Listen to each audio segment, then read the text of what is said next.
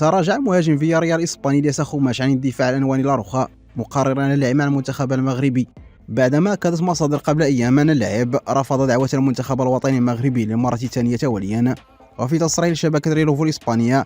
عبر خوماش سابقا عن اعتزازه بمغربيته، وقال أنا مغربي وهذا ما أشعر به بسبب الثقافة والدين وبيئتي. وبات إلياس خوماش قريبا من المنتخب الوطني المغربي بعد رفض دعوة المنتخب الأولمبي من أجل المغرب، وينتظر تغيير جنسيته الرياضية فقط ليكون متاحا للمغرب عوض لاروخا التي تدرج في أغلب الفئات السنية لمنتخبها الوطني،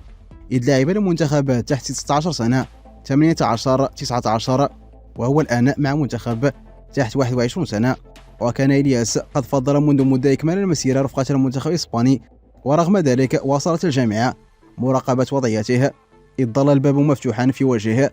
للعب رفقة المنتخب المغربي ليسير على خطى عدة لاعبين فضلوا في الآونة الأخيرة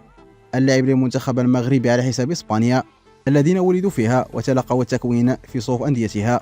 ولم يتردد خوماش سابقا في الاعتراف بأنه لاعب يشعر بأنه مغربي وليس إسباني، رغم حمل قميص منتخب إسبانيا في الفئة السنية، مشيرا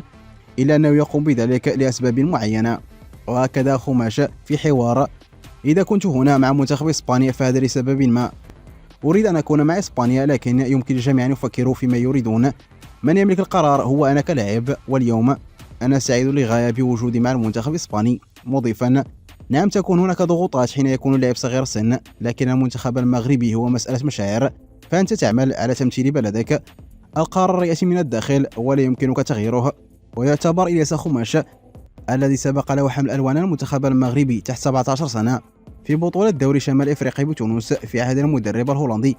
مارك فوت واحدا من أبرز اللاعبين المنحدرين من أصول مغربية والمتألقين في إسبانيا، بعدما استطاع أن يجد لنفسه طريقة للحضور في أكثر من مناسبة برفقة الفريق الأول لنادي برشلونة